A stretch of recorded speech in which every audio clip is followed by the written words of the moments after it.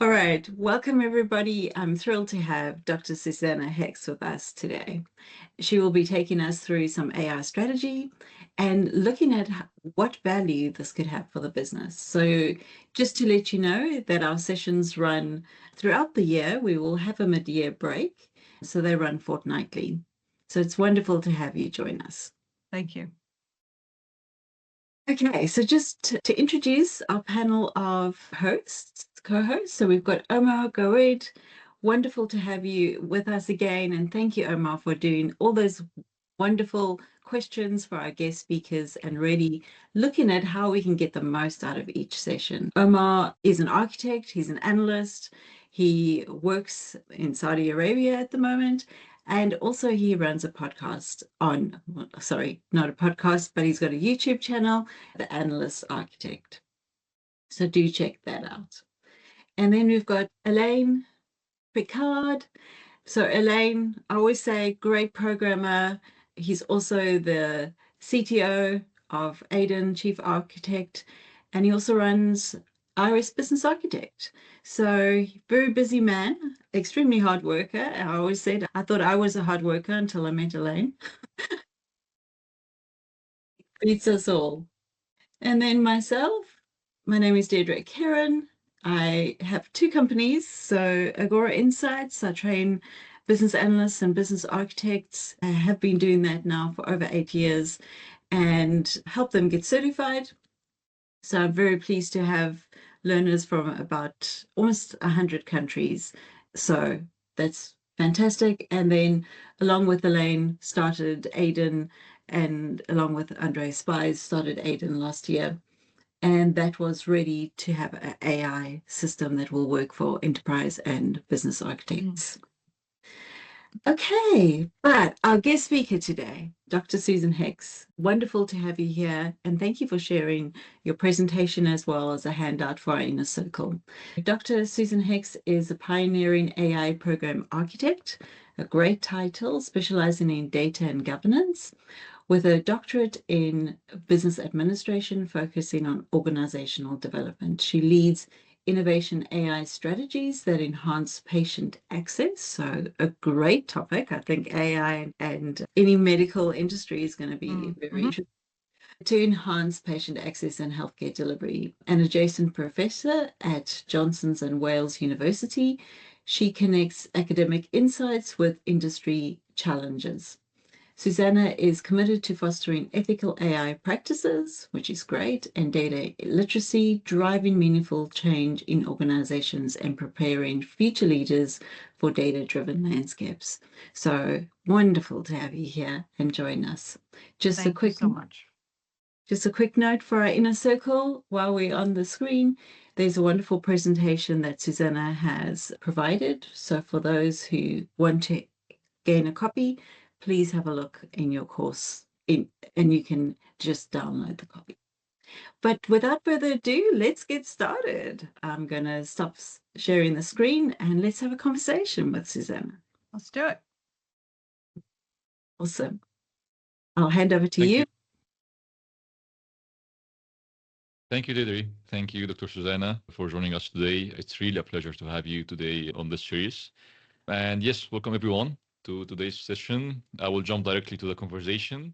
Sure. I'm so excited. And we hear a lot about models, tools, platforms when it comes to AI, especially. Yes. But none of that discuss the guiding strategy behind it. From your experience, why do strategies matter so much in the AI space and in this transformation? Yeah, it's a really important question. I'm glad you started there.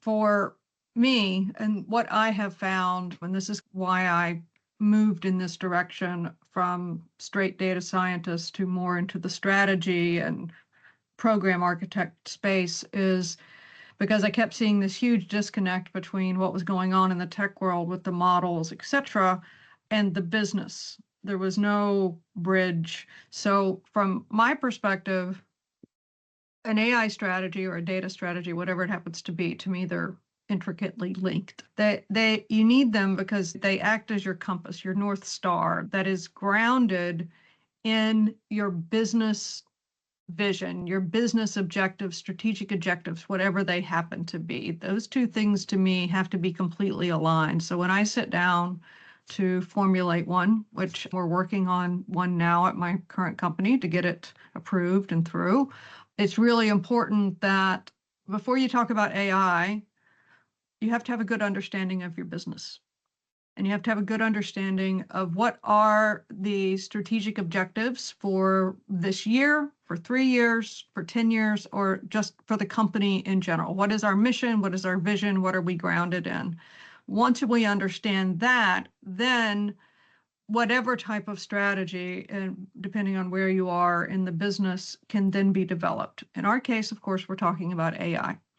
Using that strategy as our compass, when I sit down to write a strategy, I look at what are our business objectives.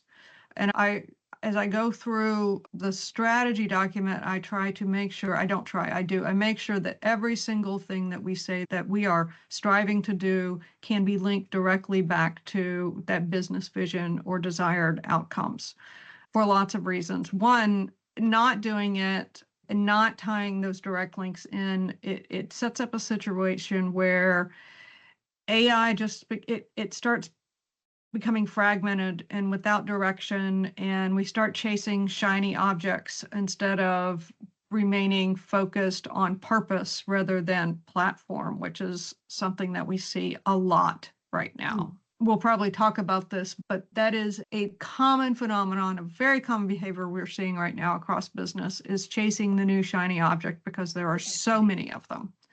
But it ties back to what is our business strategy and how, in this case, how is AI going to help us meet those particular goals? Excellent answer. Thank you so much, Dr. Suzannah. So this was your main motive behind changing from the data scientist or the technical role to the strategy role to bridge this space? Yes, it was. I was leading a data program at a former company that I was with for quite some time. And we were looking at solutions, right? But I kept seeing this huge disconnect. And the solutions that we would build, data science solutions, whatever they happen to be, we'd build these great models, we have these great results, and then they just get put on the shelf and they'd never be used. And over time, with my experience and talking to both the technical side, the business side, it just was very apparent to me that one of the biggest reasons for that was the complete disconnect between the two sides, between tech, AI, data, and the business. So I felt like I could be a better translator, strategist, program architect, whatever you want to call it, than I could be a data scientist. So I made that shift. And it has felt like and has been a good decision since I did that. I feel like I'm more effective at that than building models. I think that makes a lot of sense. We have Yeah. been architects. We understand that bridge is so important because if you're not doing something of value, how do you actually justify what you're doing? And it's not just financial value, it's what is the long-term value to the organization? Why do these things matter? Because I'm sure you know that we have all this shadowware and this technical debt in business, and we don't want to add to that, do we? No, we don't. And that's inevitable. It's going to continue to happen. But anywhere where we can minimize that, and success looks like to me is that, are we providing business value? That's what it comes down to. And I think this also made sense for me because before I switched I did a huge career change 10 years ago. To focus specifically on data and now AI from a 25 years of business management experience, particularly as a restaurant owner. So huge 180 for me. Yeah. But because of that deep business experience that I ran using I was doing data science and this stuff without knowing I was doing it, right? I was using my data to help me run my business. I've always got my business hat on when I'm thinking about particular use cases. And not every use case is going to end up being an AI solution. We're going to talk about that. Not everyone is, but you have to start there. You have to start with what is that use case. But that is what brought me to this space, was if I felt like I could really produce more value and be more productive and be more successful by bringing those two sides together. Makes sense, especially running a restaurant. That's hard work. You got to know all about Yes. science, right? Oh, yeah. Glad I did it. Don't want to do it again. Yeah, for your sins, right?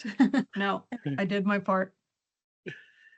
Thank you. Susanna, you were mentioning chasing the shiny object, or maybe not the exact term you used, but there's a lot of pressure on businesses, sometimes on management, to implement AI and just go with AI and trying to get on the bandwagon. But how do you ensure alignment with AI strategies so that this does not become what you were just talking about in terms of being unrelated to the real business objectives? And it's a common, that is probably the common practice in most businesses, that they've already decided it's AI and they're coming at it from a reactive rather than a proactive position. So one, it comes down to, I think, at the beginning, having a really honest discussion and conversation with the major stakeholders, whether it's the C-suite, the CEO, whatever, and try to talk about, look, AI is not the answer to everything, and putting that solution there first is really going to put us in a very risky position. So before we decide that AI is the solution, let's look at this from a proactive diagnostic kind of position, right? Let's talk about what is the business challenge. I have a really recent example that I can provide. This is a great example. So what is the business challenge that we're trying to solve? But don't stop there. Go one step beneath that and say, why do we need to solve that? Because it's the why we need to solve it. There can be all kinds of business challenges, but if we don't understand why we're solving it, which then defines if we actually need to solve it, we'll be just doing things. We'll have projects flying all the way around. And my example is, I was working with a client, and they had already decided, because they had this relationship with this company that was going to provide a solution, an AI solution. And I really pushed back, and I was like, why do we need this thing? Why do we need this? And unfortunately, that ship had already sailed for a number of reasons, which I don't need to go into, but we went at it backwards. We already decided that not only did we need an AI solution, but we needed this particular solution. And when I got back around to ask, what are we solving? It was very difficult for the stakeholders to actually answer that. And then when I asked why, there was also a challenge answering that. So I start there. What are we solving, and why do we need to actually solve that? Why are we solving that? And which then leads to, how does that anchor us to our business objectives? Because if we're just solving, it could be a valid business challenge, right? A business use case. But if it's not something that we really need to do right now, then it probably shouldn't be something we work on right now. You can't do everything all the time. The adage, don't boil the ocean. Everything can't be a priority. So if we're working on this thing, then something else maybe that we should be working on is going to get deprioritized. We see people solutioning before they talk about the business. We all have experienced that, but I try to bring it back to a diagnostic phase of really trying to understand what the problem is and why our company or the client's company actually needs to be focused on that particular challenge at this moment. And sometimes we are going to end up with an AI solution, but guess what? Sometimes we're not. Sometimes it's going to be a process improvement or a change management improvement, or it's not true AI, it's automation. You can't come in with preconceived ideas, I guess is what I'm trying to say. Yeah. We all know that strategic alignment is not new to the world of AI. Not at all. But what are the differences or the nuances now that we have AI around. What makes AI unique in terms of why, is that what you're asking? What's unique about this particular moment with AI and as opposed to any other business case? Yeah, so in terms of strategic alignment, what are the changes that AI brings to the table? Right now, AI is positioned to, it is a huge disruptor. It is the technological disruptor of our lifetime, maybe of several lifetimes before us. I almost think of it like as the Industrial Revolution. yeah, 300 years ago. it's like, okay, we had fire, major disruptor that put the humans on the path, and then we had the wheel, huge disruptor, and then the printing press, and then the steam engine with the Industrial Revolution. From my perspective, AI falls into as big as a disruptor as any of those things. And we don't even know, we're at the beginning of the beginning. We don't know what this journey is going to be. So that is one thing that absolutely makes it truly unique, is that this is not, everybody thought the disruptor was the internet. That it was, but that's more communication, right? Sharing of knowledge. This is way beyond that. We are learning what can be done with AI. And this year's this is the year of agentic AI. Like last year was all Gen AI. Now we're seeing it's all agentic AI. And we're starting to see agentic AI being commoditized with all these companies springing up like mushrooms everywhere you look, right? They'll do anything and everything. But it's the world we're coming to. The language of business now is data. And the way we're going to use that data is going to be via AI. So every company needs to be thinking about these. If they're not, they're likely going to be left behind. And something that I've found also is that older companies are having a harder time with this than brand new ones. And I think that's true because of the data aspect of it, because their data is not AI ready, because they've kicked the can around data governance down the road for so long that now they realize they want to do all these great AI things, which there are some really great solutions out there that can absolutely help your business, whether it's with being more efficient, more productive, more efficient, help you with revenue growth, whatever it happens to be. There's great solutions, but if you don't have the foundation, you don't have the data, then you can't do those things. And that's a huge challenge across businesses. Yeah. And I think they just came to understand that within maybe the last 6 months. Thank you. So let's look at how do organizations make decisions, right? Because as you've mentioned, we've got all this, not every business is ready with their data. They're going to have to be ready because when they're competing with other businesses, those who have the right content and the right context, they're going to have an advantage. So how do organizations' decision-making processes and levels of AI maturity influence the development of an AI success strategy? And so obviously people have plans and all of those kind of things, but how can they be successful? Because often it just doesn't work out, but how could they be successful in looking at an AI strategy for their organization, considering the context?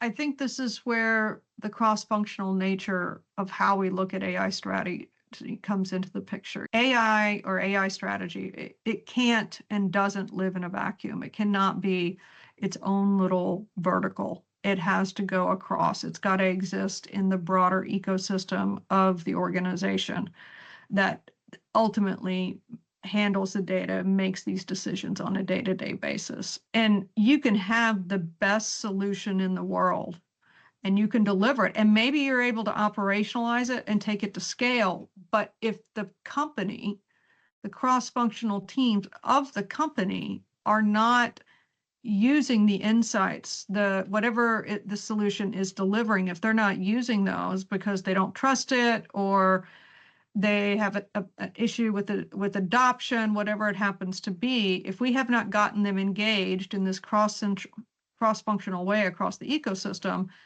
it doesn't matter how great it is. It really doesn't. So we've got to get everybody involved. You also mentioned decision-making and different types of decision-making. This is something that I studied when I was doing my dissertation, was AI analytics and AI maturity compared to decision-making styles within a company. And what I found is that your level of maturity is very important, right? So if you do not have a good foundation built, and that includes your data infrastructure, your whatever architectural pattern has been designed for your system. If you're still existing in data silos rather than a more expanded, more open kind of pattern, you're going to have a lot of difficulty being successful. And what I found in terms of decision making was you also have to understand, you can't just look at your AI maturity or your data maturity by itself. You also, what I found was from a change management perspective, is that you need to understand within the company, what is the dominant decision-making style? For my purposes, I defined 4 different styles. One, you make it all the decisions completely on your own and you don't seek any of the other information. And then there's the style of, I make my decision on my own, but I talk to people about it. And then the third is, I make my decisions in a collaborative nature, but only use the data that's available to me by itself. And then the fourth is completely collaborative with other information. And of course, that would be the one that would most align with being more successful in terms of, in my case, I was looking at how to create a data culture, which is very important. You need both maturity, AI maturity, as well as an open and collaborative decision-making system that exists within your company. I've found that since I started looking at it that way and began assessing companies that I worked with to understand what is their inherent decision-making style now, once I understood that, then I could combine the AI strategy work with change management and organizational development work to, if they weren't quite there and how they made decisions, to help there too. And so to bring those two things together, or at least that's what my research showed. What is the most common type of decision making? It depends on who you ask. So we all have either worked for or experienced that visionary founder CEO, right? Who pretty much typically believes what they want to believe. They're the toughest to get through. But what my research showed is that it's actually on a spectrum, that we're moving closer to the collaborative with other data. But it gets closer to, the closer you get to that visionary founder type of archetype, the more you get to, I make decisions based upon my experiences and my intuition with no data and with no help. So if you know that going in, if you're a consultant and you've been brought in to develop an AI strategy and help implement it, et cetera, you can do a quick survey of your company and find out what is the predominant decision-making style of this company. And what I discovered is that little piece of information is so powerful, because if you understand how that company just inherently already makes decisions, then you can work to change on that front too, because you need both. You need both. You cannot do it.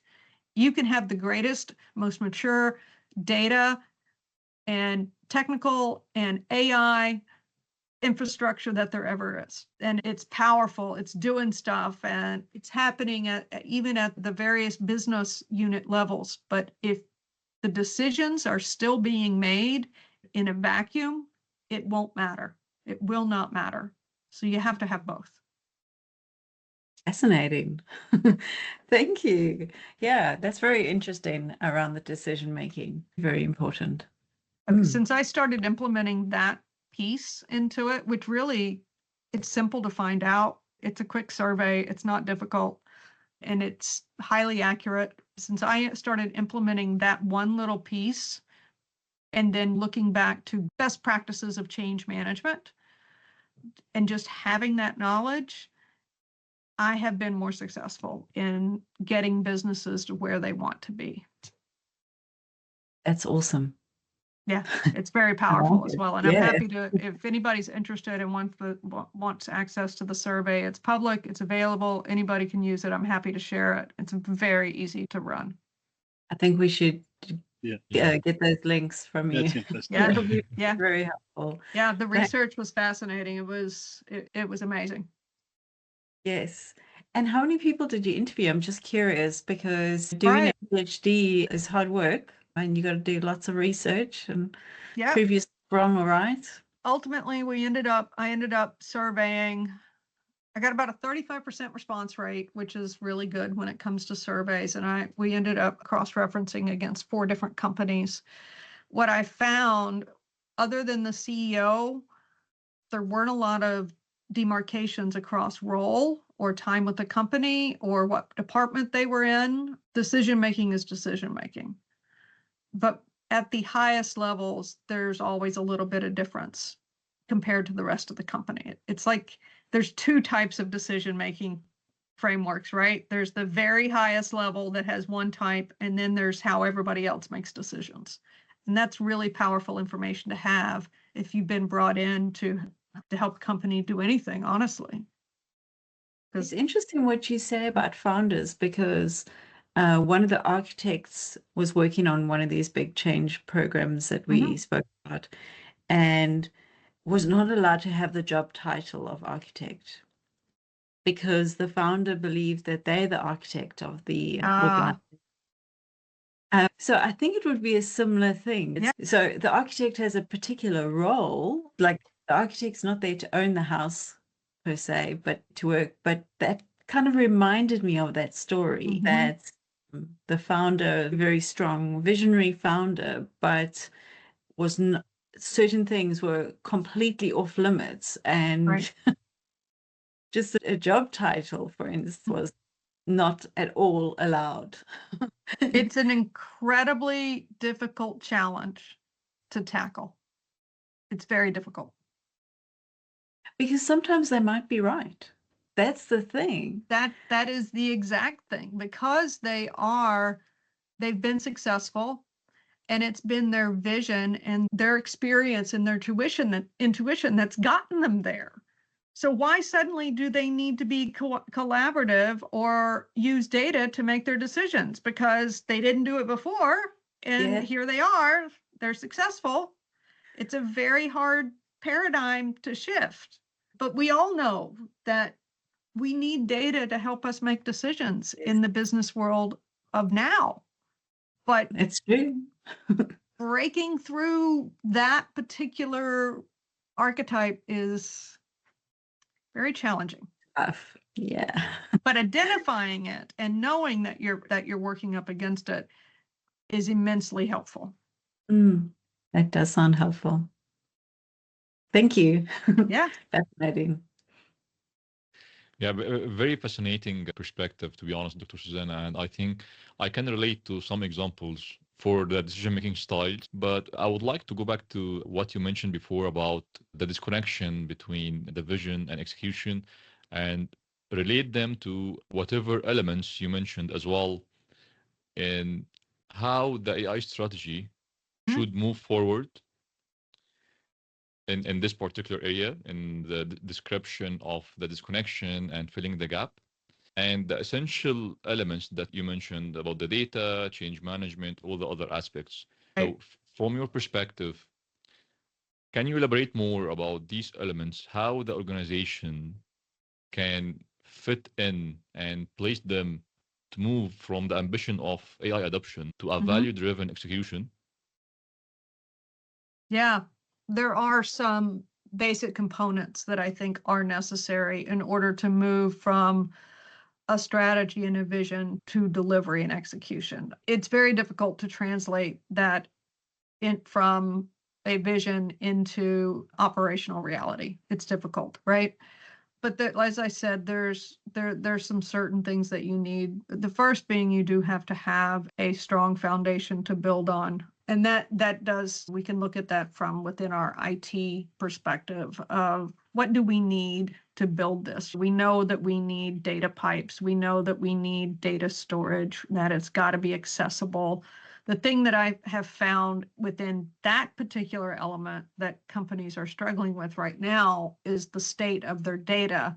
They can get to it, etc., but they don't know if they can trust it. So that's where data governance comes into place. I think not just a strong technical foundation, but we have to add on there a mature data governance program that has been executed so that we understand what data is, because you can't do anything in AI without the data. And if you don't trust the data, you don't know where it comes from, or you don't know what has happened to that data element from the point of the source of engagement to the source of record. Along the way, it's changed. We know that.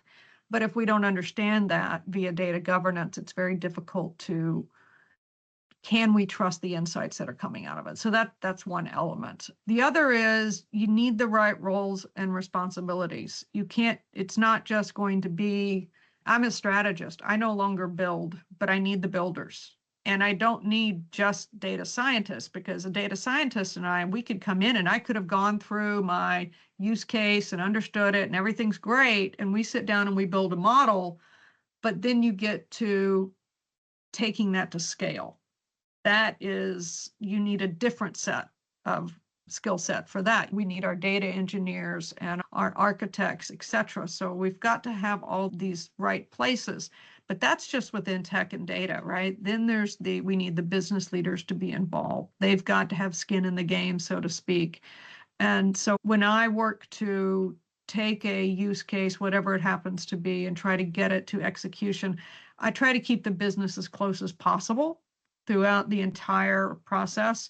Even if we're doing pure agile and the teams are sprinting, I still want somebody from the business in the room to help make those decisions. So keeping them close, I think that's a really important piece, an important element of all of it.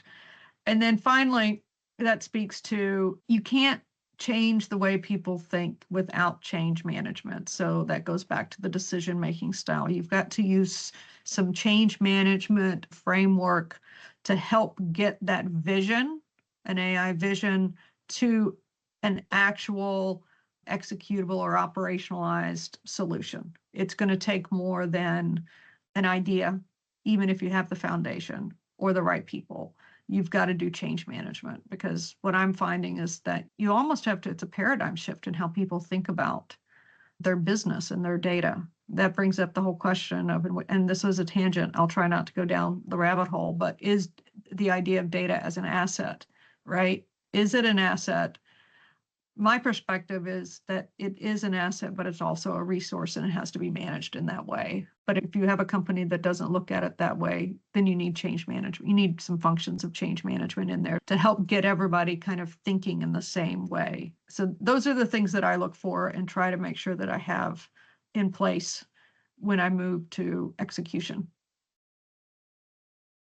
I That's think awesome. looking at it as an asset is really important. And I Yeah. know that Omar is very much involved in managing the comms with people, which is hard Yeah, work. it Yeah. is. It is very hard to change the mindset and Yes. introduce new technologies or even new ways of thinking. Mm. So I can relate Yes. 100%. Thank you Yes, so much it for is. It that. is, but it's important, and it's a conversation Yeah, that needs to be had. Mm. 100%. You mentioned about data governance, that Mm. helps to build trust. And I think trust is everything. And we could have a big discussion about that when you're using AI, because if you can't trust the insight that are provided by AI, there's not going to be adoption and so on and so forth. But what is the role of ethics in AI in helping build trust, and how Right. can organization really align themselves to that? I think you've already highlighted what an important point, which is that having ethics in your AI strategy, it's not just about doing the right thing, it's about earning and maintaining that trust. And it can't just be words on a PowerPoint or a document. You actually have to do it. Because if your users, your customers, your employees, whatever, if they don't trust the systems that you've built or the data that it was built upon, they're not going to use it, and adoption will fail, which that poses a whole nother level of business risk if you've spent all this money and they're not using it because of trust. From my perspective, because I worked with the data privacy organization for a long time, so I have I have some really strong feelings about data privacy. And I do believe that it is something that we really need. We don't have it regulated in the United States, except at the state level. We have the EU to guide us with the GDPR, but I do think it's really important that that people do have rights to privacy when it comes to their data. And from my perspective, when whatever solutions you're building, whether it's you're thinking about privacy or if we just put it at the broader umbrella of ethics, it's got to be there from the beginning, which in data privacy world is called privacy by design. So whatever you're building first, you're building it with privacy and ethics as part of your very first building blocks, rather than adding it on at the end. It doesn't work that way. You will Like fail security. if you do it that way. Yeah, Just right. like security. Exactly, just like security. And it's interesting that you mentioned security. When you bring in a new product, right, a third-party vendor, companies do a security review, or they should, right? Yeah. I actually add to that from my working with data privacy is there also should be a privacy review of that particular vendor product. You should do, because they're not the same thing. No. They're different. They're looking at different things. So I actually advocate for both. And at the end of the day, when it comes to ethics, I end up on the side of always asking if we should do it, regardless of whether we can. Just because we can doesn't mean we should.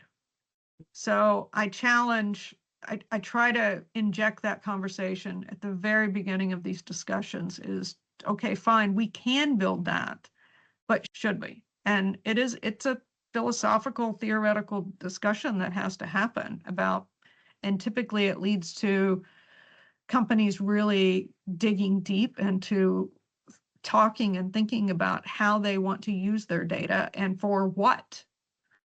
And I think the days of the Wild Wild West where you used it for anything and everything, regardless, think back to 2012 and all those silly Facebook tests that we were all taking to find out what grease character we were. We found out what they were doing with that data, right? They were completely social engineering us to learn who we are.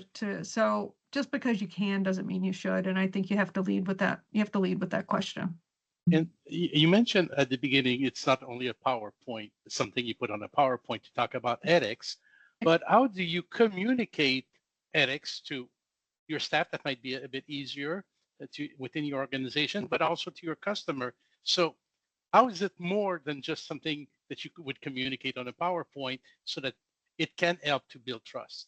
And that is difficult to do, but there are some things that you can actually do. And let's start internally first. One, when I start working with a client or a new company, I try to assess what is the data literacy of that particular organization right from the start. And if it is lacking, I typically want to jumpstart a data and AI literacy program ASAP. So let's get everybody to a certain benchmark so we understand what we're talking about. I think every company should have a certain level of data literacy. As I mentioned, from my perspective, data is the language of business now, and we all need to have a certain level of understanding. So driving data and AI literacy is really important, especially amongst our leadership. And you can't assume that your tech folks understand it either, because they may not. So assume that people don't know as much about it and just stick a program in place. If you can't find one, there's tons out there. The resources are available. So that's a place that I start. But it's more than that. You have to have, once you have governance in place, you can't just have data governance, meaning we're tagging our data. There I actually advocate that there needs to be an AI governance council or board or some sort of meeting of the minds that is actually a decision-making body within a company. This is a very hard point to get adopted because nobody wants to do one more committee thing, and it is more work, but it's very important work. You can decide within your own company what the scope of that particular entity is. Do they make all the decisions? Do they make only the decisions of if we're using our data? Is that when they get involved and they make decisions about that? It can be, the scope can be whatever you want it to be. There needs to be some oversight, and it can't be too big. We know that committees by sprawl do not work. You have to figure out who are the right roles, the right people, etc. Define the roles and responsibilities, but defining the scope of the decision-making is really important. And whatever that happens to be, that's where I think the ethics become actuality instead of just words on paper or a PowerPoint slide. Thank you. Yeah, and I think the roles need to be diverse as well, because often what happens is there's that confirmation bias that people have. Yes, we all agree because we all believe in X. So it's not about gender or anything like that, but it's about people who have different ways of thinking. Yes. For instance, you might actually bring an analyst in as the one of the on the board, let's say, to have those discussions, or you might actually bring somebody who works in a particular area of support. And I think that's also part of what's really important with the decision making, is that a lot of the time decision making is a ranking, but sometimes with things that we don't know, like AI, it might be helpful having decisions made from people that have different perspectives and have different Absolutely. thinking, which is not typical. No, I agree. The selection criteria for your board, I think the diversity there is really important. Otherwise, you're operating in a vacuum once again. We need innovation. It comes from diversity of thought. So we need a diverse group. And when we're talking about ethics, you really do need that. You cannot have 5 people that already agree on whatever it happens to be. You need a diverse group. So yes, you need to grab somebody from marketing or from training or from whatever it happens to be, and they'll probably say, I don't know anything about ethics and AI. And what they come to find out is that we're not actually talking about basic things, good versus bad. Should we or should we not? It's not really about the AI solution. It's should we? Just because we can, should we? Right? Yeah. Many years ago, I had a boss, and a very German boss, and everything that I did, he said to me, how do you measure that? Ah, yes, this question. So he was really good, really good. One of the most favorite people I worked with. But man, everything that you did was about a measure. So I'm going to ask you about the measure now. And it's important. It is so important. And so how do organizations measure their success in terms of our strategy? So how does it add value to the business, to what we're doing? How is success measured? So right off the top, I'm going to say that I absolutely agree with you. We must measure this, and you have to measure not just your solutions, but you have to actually measure, is our strategy working, right? Are we doing what we said we're going to do? And some of those things you can actually track back to, depending on how you wrote your strategy. Say, we want to decrease or increase efficiency 5% year over year. That's one of the business goals. And then I come in and I say, okay, we're going to do these things. We're going to pilot 3 AI things to try to increase efficiency. And then we can measure, did we achieve that or not? That's easy. We can do that, right? But it's got to go beyond that. So some things are going to be straightforward. You link what you're doing in your AI strategy to that business goal. Did we achieve it? Did we not achieve it? But you do have to you have to enumerate what those are that you are measuring at the beginning so that you can take the measurements at regular intervals. You also have to have somebody owning the measuring. Somebody's got to own that part of it. But it's not just, did it work or did it not work? You also have to, I think there's two types of measures. There's technical measurements within AI, which gets down to the really nitty gritty, like model accuracy, data drift, bias, latency, et cetera. Those are things that we can measure within our model. But then there's business level metrics, right? That are equally, some would say maybe even more important, because we could have the best performing model in the work, but if it's not influencing decision making, then it doesn't matter. So you can think of it in terms of, are we meeting those objectives? But also, are we reducing customer complaints due to better forecasting? But there's also operational metrics that you have to monitor too, like adoption. We brought in an efficiency gainer solution within our company. We measure whether or not we're gaining that efficiency, but we should also measure, how are our employees using it? What is the adoption rate of that? So measurements are very important, and I think you have to measure different things, technical things, operational, actual, concrete business metrics that we've already highlighted. But the biggest point, I think, when you're writing your strategy is you have to enumerate and define those metrics as part of your strategy document. They cannot be an afterthought. They have to be part of the strategy document, which also will keep them grounded in that alignment to business strategy. You can't just know if it's technically working. You have to know if it's changing how we work. Is it bettering our business model? That's really the test of strategic value, I think. Yeah, I agree with you. And it's hard. It is so hard. Because measuring is, people often just think of money or time, but there's other measures that have value. Like you said, the user experience. Are people adopting it? How easy is it to understand? Those non-functional requirements, those are the things that often bite you in the end, because you just didn't think. And if people just globally choose not to do it, it's really difficult. Well, there's that old adage, if you don't measure it, it doesn't matter. And it is true. Agree.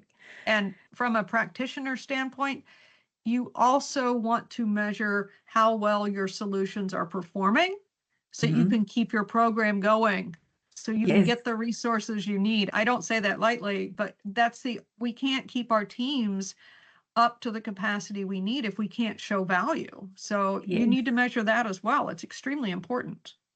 Thank you.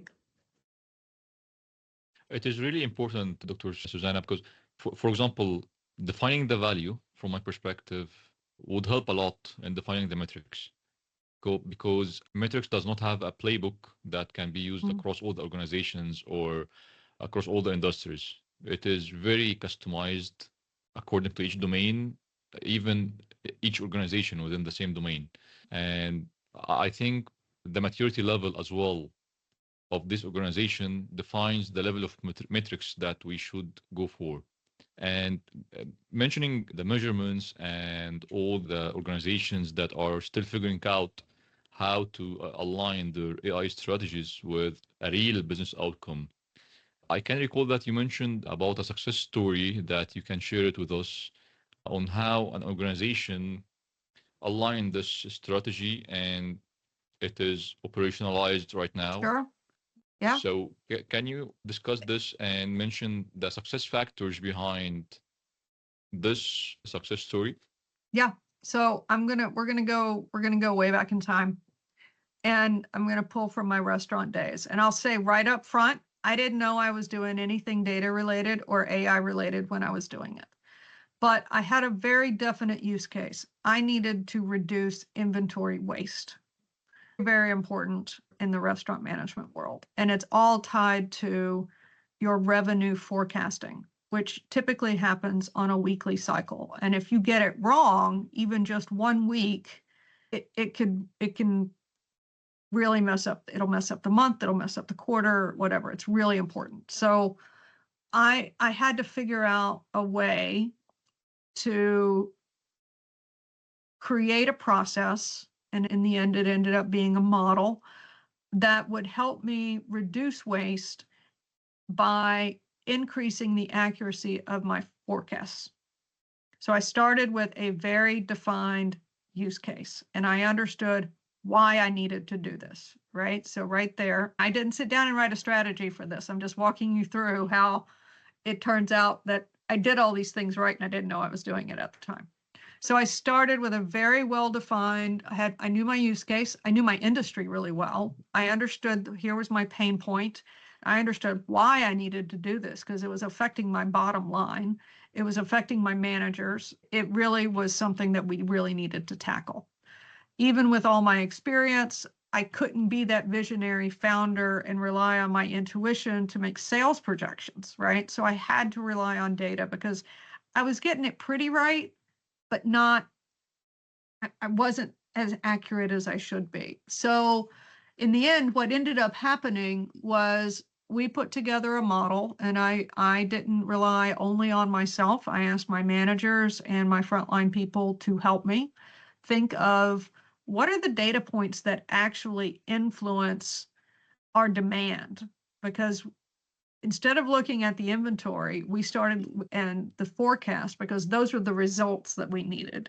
We looked at it from what influences our demand? What influences if we have a good day versus a bad day? And what we built through this cross-functional team that I put together in a restaurant, not knowing that I was doing AI, is we built a very diverse data set. We pulled in past sales, past inventory levels. We pulled in staffing levels. We pulled in weather, historic weather for that particular week from previous years, as well as the weather forecast that was coming up.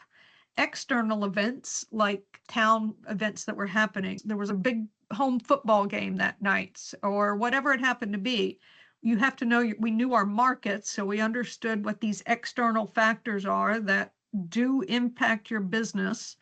So we built this really, I put together this diverse team with a very clearly defined objective because we knew what the pain point was. We understood our mission. We put together a diverse team, which then built a very diverse data set.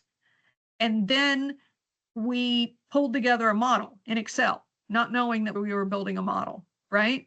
And it turned out that we were able to reduce waste by 20% in the first year of using this. And we increased our accuracy of projected revenue of how much we were going to do on a daily and weekly basis by 30%. Wow. It was huge. It was huge. But I didn't know that I was executing a data strategy or an AI strategy. I didn't even know that I was doing data science or AI. I didn't understand any of these things. But looking back on it, it had all the components that we've already talked about that make an AI strategy successful.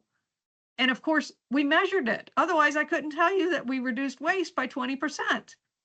We counted inventory every single night. So I knew exactly when we were hitting the mark and when we weren't. Mm-hmm. It also, because we took the stress, I took the stress off the managers, the employee satisfaction went up. Their stress levels went down. The whole morale of the store changed because we solved this very large business pain point.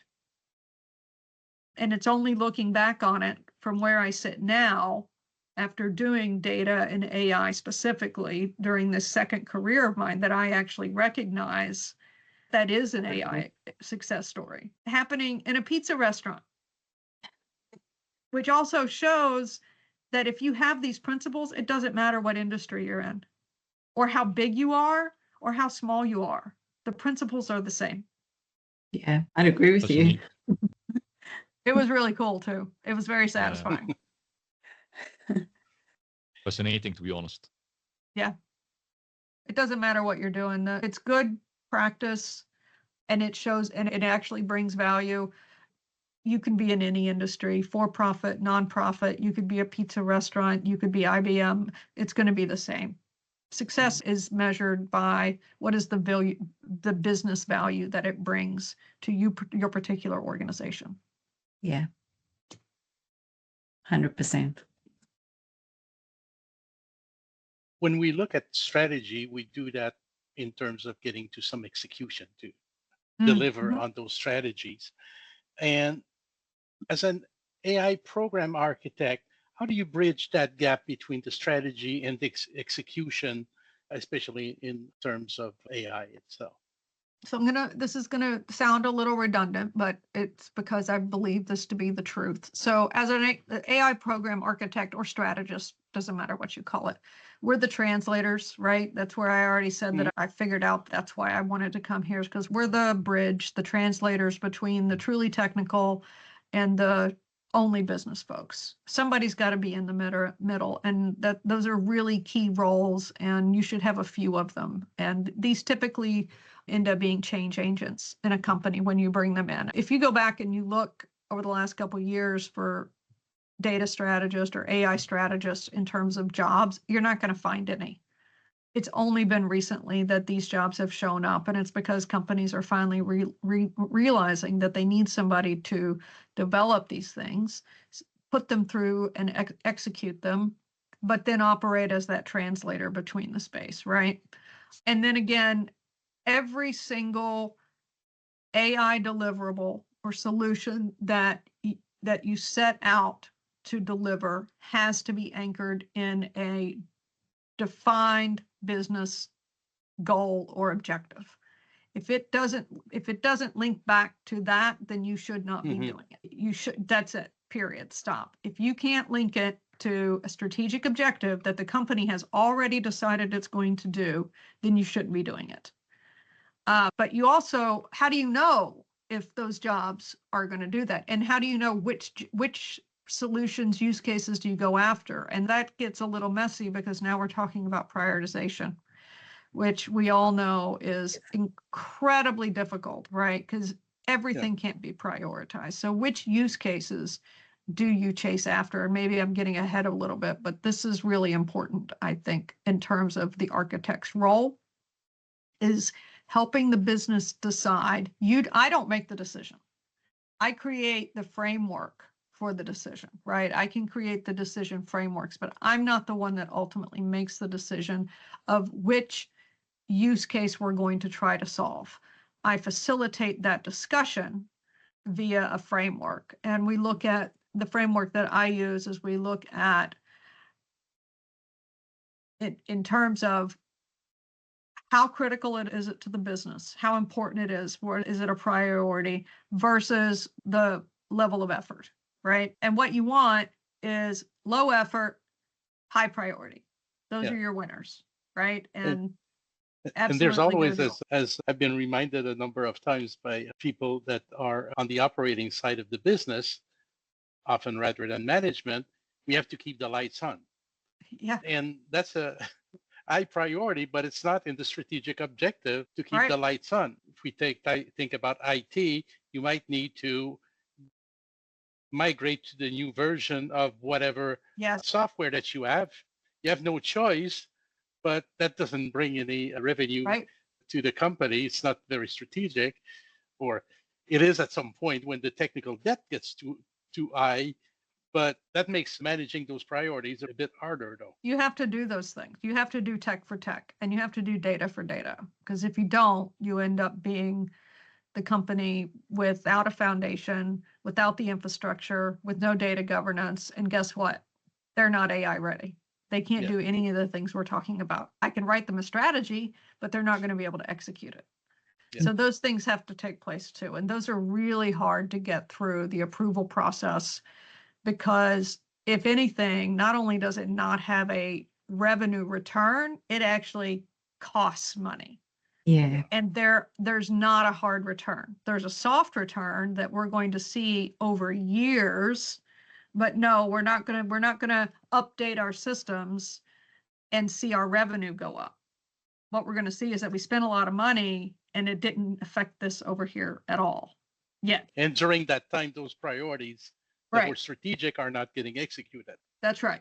That's right. And it's really hard. That is so hard to get through. But as those of us that have worked in this weird information technology, data, AI space, it's really hard to get the company leadership on board with those projects. Even when we show how important they are, I think those are the hardest projects to get through. Yeah. But we have to do it. And we have to keep fighting to do it. And the way to show it is that if we don't do it, we're going to get left behind. That's what I've found the best framework. Thank you. So what advice would you give leaders who are going into this? Because, and it doesn't have to be just the AI strategy. There's lots of change happening in the organization. And as somebody who's had experience on several things, and let's say somebody's been put into this leadership role, what advice would you give them? One of the things right now that I think is that anybody in this space needs to be aware of on a daily basis is that we are in a time of high innovation. Everything is evolving right now at an exponential rate. I take time out of my day in the morning before I open my email, before I let teams know that I'm here. And I've got a couple curated newsletters that I feel keep me up to date to see what's changed since yesterday. That's how fast the AI news cycle, if you will, is changing. Yes. You have to stay up. You have to stay up to date. Exhausting. You have to know what's going on. It's exhausting. It's hard. Staying up to date in terms of knowing what's going on and building in trying to stay up to date is almost impossible. So whatever your AI strategy is that you're doing, you've got to build flexibility into it. I just recently delivered an AI strategy and had a 3-year roadmap. When I think about a 3-year roadmap in the context of this conversation that we just had, that seems ridiculous. Because it is absolutely ridiculous. There is no way we're going to execute a 3-year roadmap. In 6 months, we're going to have to remake the roadmap because everything will have changed. But we just need to accept that. You still have to set a direction. But you've got to do it knowing that we're doing this in a culture of innovation with flexibility, knowing that thing we say that we're going to do in 18 months, likely we're not, but guess what? We might do it sooner, right? You have to be flexible. You've got to be nimble and you've got to be able to go with the flow, so to speak, right now, because things are changing so fast. Look at the difference from where we are today before OpenAI announced ChatGPT. That was not that long ago, but it feels like a lifetime ago, right? Yeah. And now we've got not just Gen AI answering all our questions for us, right? Because it has the world's knowledge at its fingertips. We've got the rise of agentic AI that's being commoditized. So now we've got agents that are agentic agents that are now executing triggered processes autonomously, right? One of the best use cases is a call center. So it's making decisions. It seems like such a harmless use case scenario to look at, but these agents are making a decision about what is the disposition of this call as soon as it comes in. And then it makes a decision, send it here or send it here. And it keeps making decisions and it's doing it behind the scenes by itself, hopefully with some guardrails and some defined processes that the humans have written into it. I would say you've got to remain flexible.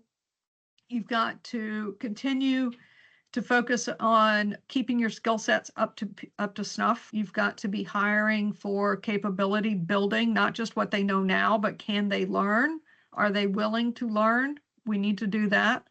And then there's scalability. And I think this is really important. And this is where data architecture and AI architecture is really important. And I think we've finally realized, those of us that are in this space, that traditional data management and traditional architectural patterns are no longer sufficient as the foundations for what we need. We need something else. So the traditional data warehouse, it's done, right?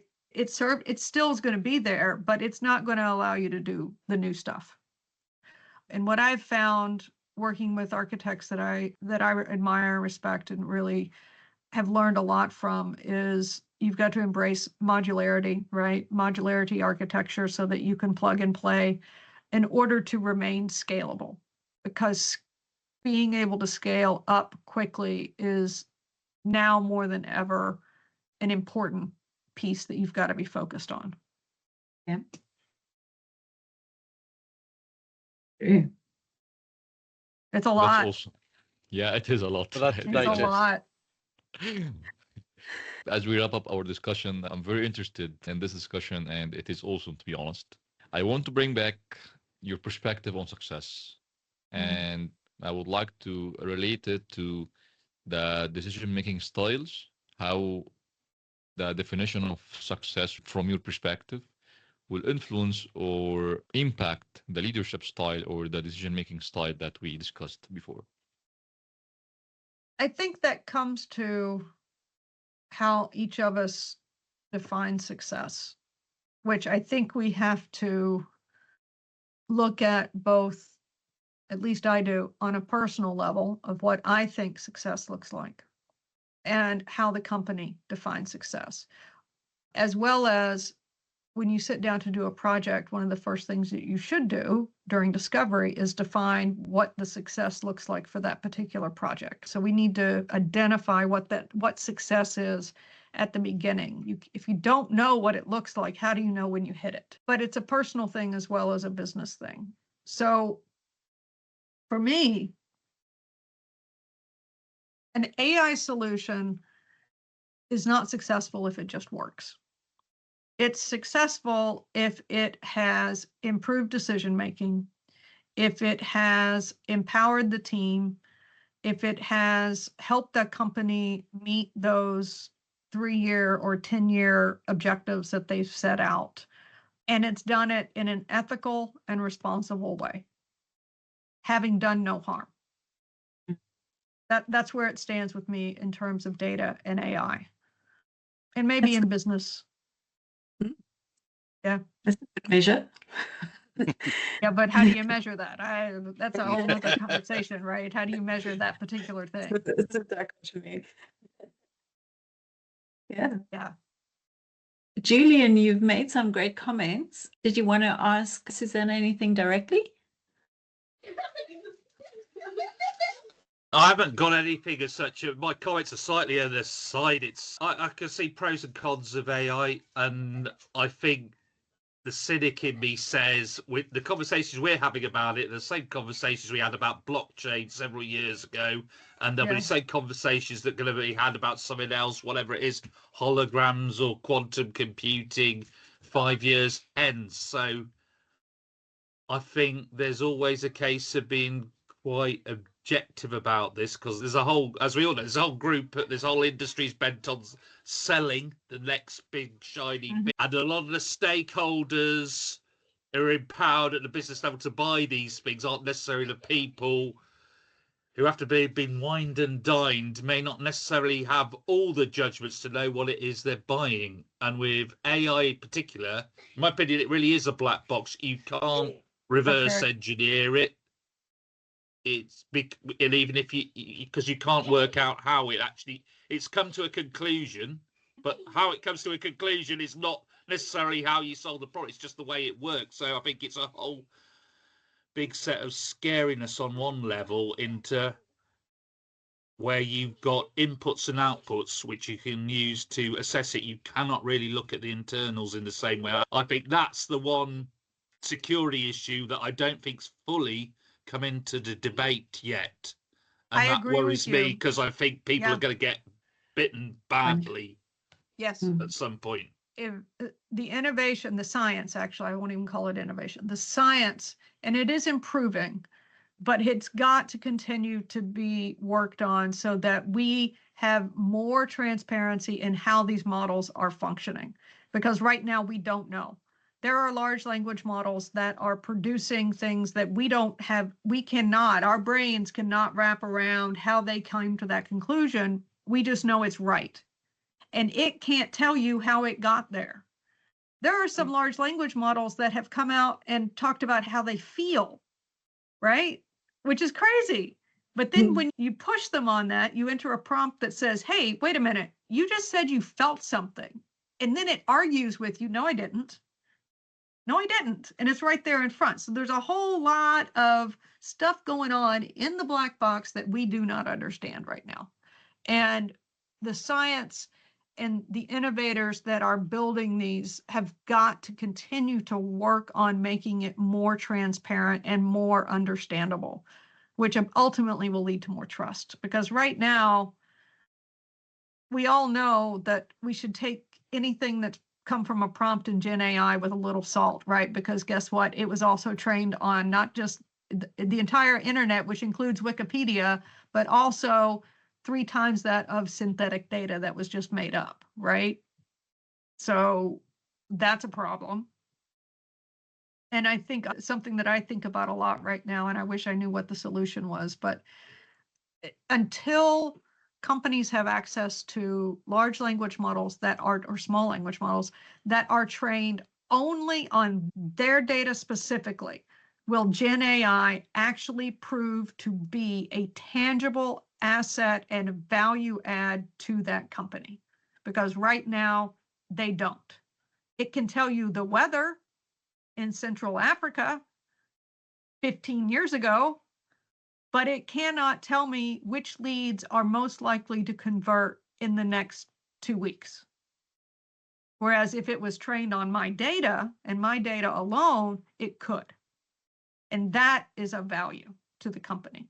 So I think there's been a little bit of disillusionment of how great Gen AI is at a business level over the last year, because they finally realized, oh, wait, it's really cool.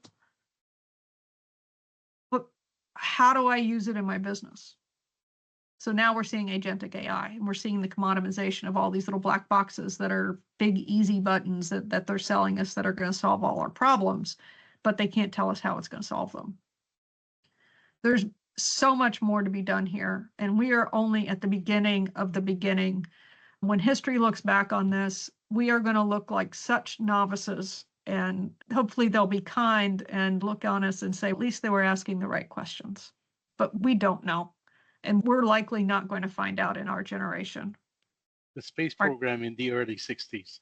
Yeah. At least we got to live to see it go into space. I'm thinking it's probably going to be my grandchildren that are actually going to benefit the most from AI.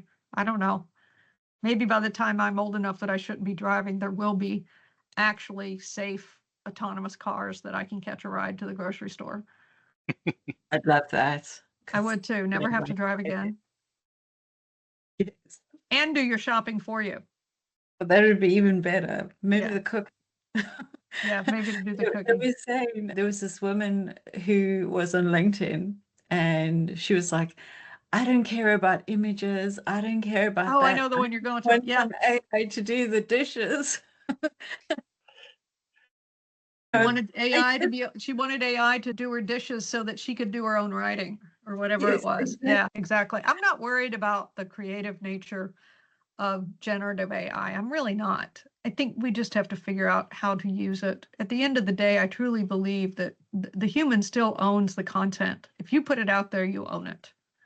You're certainly responsible for it if you put it out there as your own work. Well, it's been a collective human work in the beginning. So That's right. my point of view is you used everybody else's knowledge. It doesn't belong to the machine. That's right. That's right. I agree. I've just been wondering, what is AI going to feed on in terms of building its knowledge if humans don't build that knowledge? Yeah. No, we can't. It can't do it without us. It still needs us. At least for quite a while. At least for now. I mean, I and would then think. I hope so. Unless then we're going to get to 2001 Space Odyssey and we're going to have a computer really doing some bad things to us while we're in space. Oh, how? I think we'll get our arms around it before we get to that point. Julian, you made a really good point on the black box. It's something we often don't discuss. And I suppose this also brings up some of this open source community and those things. What was open source, open AI is not so much anymore. So I agree with you, Suzannah. There needs to be more transparency in how some things are working. And I know there's a lot of models that are open source that people can try dive into. It's not going to be easy, but yes, the black box, that is a concern. It is a concern because we don't understand biases either. When those images first came out, they were very biased, but then on the other hand, then they try to work around the biases, and then they become reverse bias. Yeah. So how do you work with that? It's quite challenging. We know that that Gen AI, that all the large language models have bias written into them. If you ask any of them to please give me an image of a data scientist, we all know exactly the image that it's going to come back with. Yeah. We know what it's going to come back with. We have it in our own head. So yeah, we do. We did it ourselves. If it's got bias, it's because we're biased. We're humans. It's true. It's true. It goes all the way back to Plato days. I spoke about the forms. Right. It's a fascinating time and a fascinating industry to be in right now. I will say that. I'm actually glad that I've moved away from straight data analytics and have gone into this space. It's much more fulfilling personally. That's great. All right. So I think unless there's any other questions, we can bring it to a close for today. I can see, Andre, you're busy typing. I didn't know if you want to just talk. That might be easier if you want to, but I'll let him carry on. Or the T1 chip. T-1. Yeah. The Terminator. Yes. The T100 will leave his arm in the machine. Yes, we'll reach final singularity, and the Terminator will be sent back in time to stop us from doing this to ourselves. So, yes. Our next session, we're going to be talking to Marco, and they've helped build a hand. Oh, very cool. Yes. So in New Zealand, so that might lead to that Terminator kind of conversation. It could. But it leads to better health and better health practices and helping people that have disabilities and so forth. And nobody knows what the future. And you're absolutely right. We're in the infancy, just the start. And I'm pretty excited. But that's my personality.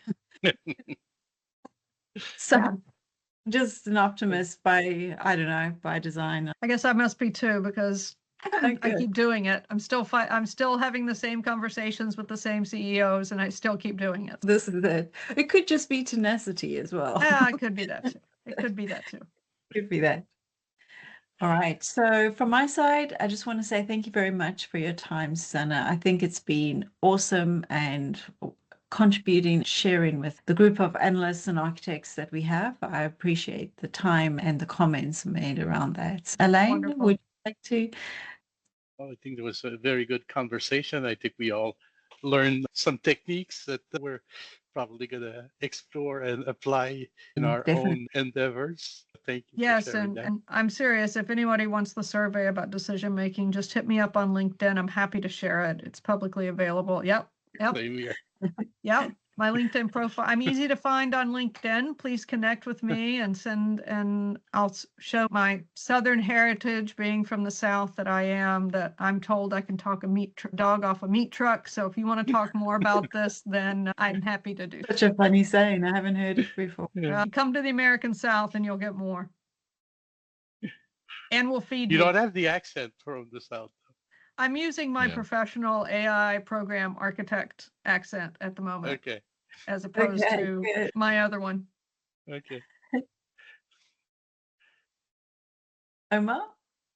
Thank you, Dr. Suzannah. I enjoyed the session so much, and I have learned a lot from you. Thanks so much for your time. It was wonderful. It really was. You guys asked some great questions. I think we hit on some really important topics that we didn't even Yeah. know we were going to talk about. So Okay. that's wonderful. It's wonderful to keep the conversation going with good people and having good discussion. And good luck with your consulting as well. Well, we'll Had see. a lot of value. You've got a great speaking style. Thank you so much. Thanks, All right. Suzannah. Thank you. Have a good day. Yeah, Thank you. in the You too. now. Okay. Thank Bye-bye. you. Thank you.